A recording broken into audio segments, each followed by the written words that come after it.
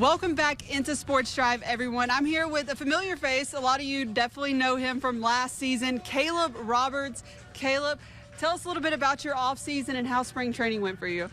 Yeah, it was really good. Got to spend some time at home with my family in Florida and got to spring training, got some time in big league camp, so that was really cool and just excited to get the season going. And I heard, too, Tony told me that you were able to get your rings, the little ring ceremony in spring training over there. How was that? It was awesome. I mean, we all got announced in front of the whole organization, so just to be recognized and get the rings is really cool.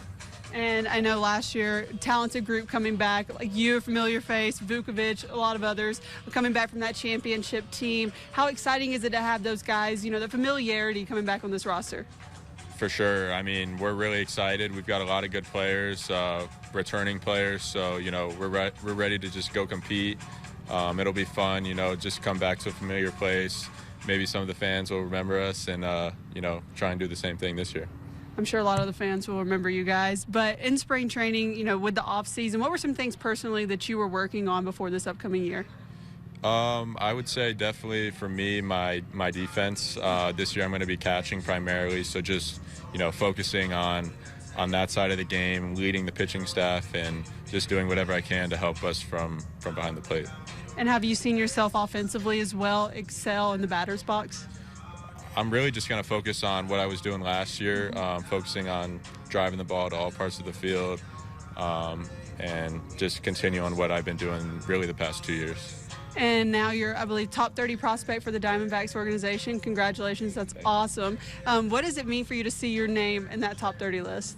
It's cool. I mean, the end goal is get to the big leagues, help them win, but, you know, just to be recognized is a good accomplishment.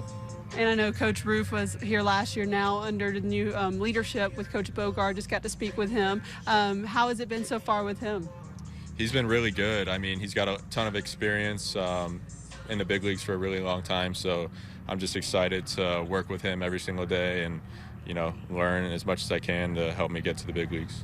And you mentioned earlier you're hoping that this, you know, fan base will remember you guys from last year. You've gotten to play in front of this rowdy fan base, especially winning a Texas League championship in front of them. Just the fan experience. How are you looking forward to, you know, being back here tomorrow and in front of this fan base? For sure. I mean, we had a really good experience last year. I think one game that really sticks out during the season was the July 4th doubleheader we had, and that was a really good atmosphere, and championship was awesome too. So, you know, hopefully we can replicate that and have some good vibes. Absolutely. I know everyone's excited. A lot of promotionals going on, fireworks again tomorrow, so everyone's excited to come out and watch you guys play. But you're playing a familiar face in San Antonio, a team that y'all faced a lot last year. Kind of what's the game plan for opening day? We're just going to play our game. I mean, I feel like we have enough good players where, you know, we don't really have to worry about who we're playing. If we just go out there and trust what we do every single day, we're going to have good results. And we spoke a lot about the returnees and a lot of your friends coming back, you know, a lot of your guys you've played with. But what about the new faces? Who can we see new this year?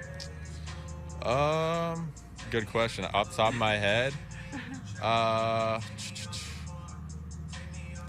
think Wilder Patino, he's coming up from High A. I played with him 2 years ago.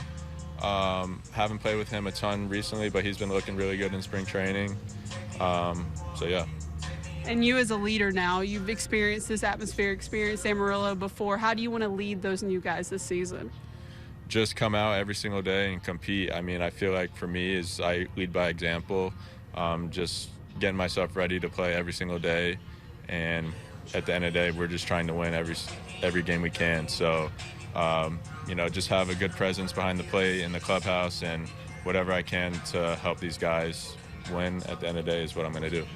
And I like to ask a lot of people this, but now that you've been in Amarillo a year, what's your favorite place to eat here? Ooh. Putting me on the spot. I know. I'm a big foodie, so I got to know. I'm going to have to go with, there's an acai bowl place. I don't remember the name off the top of my head, but my roommate and I like that place a lot. Okay, have you had the Big Texan yet? I have. I actually went last year. I didn't do the challenge, though. Would you ever do it? Do you think you could do it? I was there and someone else was doing it at the same time as me, and I honestly, I eat a lot, but I don't think I could do it. They said, I asked my waitress one time, like, who mostly does it, and they're like, it's the 17, 18-year-old scrawny boys that come in that could definitely finish 70. I couldn't do 72 ounces of steak at all. I don't think I could as well. So. All right, well, last question here for you, Caleb. I'm pretty sure I've asked you this before, but I like to ask a lot of the athletes I interview this. You talked about getting ready for the game, prepping for the game. Do you have any pregame rituals or superstitions? Yeah, I would say my music is probably the biggest thing that gets me ready for a game. Listening to Lil Baby, some Gunna, Drake maybe. Mm-hmm. So probably my music is what I have to have. If I don't have my music, then I don't know if I could play. So you don't have any like, oh, I got to put the right sock on before the left, anything like that? I do put on my right before my left always. So I guess that is one thing that I do. And I know we talked a lot about opening day, and I've asked everyone so far on Sports Drive their prediction. I know the wind's not going to be as bad. As you know, this is a hitter's ballpark, obviously. What do you feel the opening day score prediction is going to be, obviously, in you guys' favor? I'm going to go 9-2 Saudis. 9-2 and Saudis? Okay, that's pretty good. Yep, I'll take that. Well, we're all looking forward to a great opening day here, Caleb, and we'll have continuing coverage for you here on News Channel 10. We'll be live at 5, live at 6, and then we'll have highlights and a post-game recap coming for you tonight on the news at 10. Thank you so much for joining us on the Sports Drive. We'll see you back here at 5 o'clock.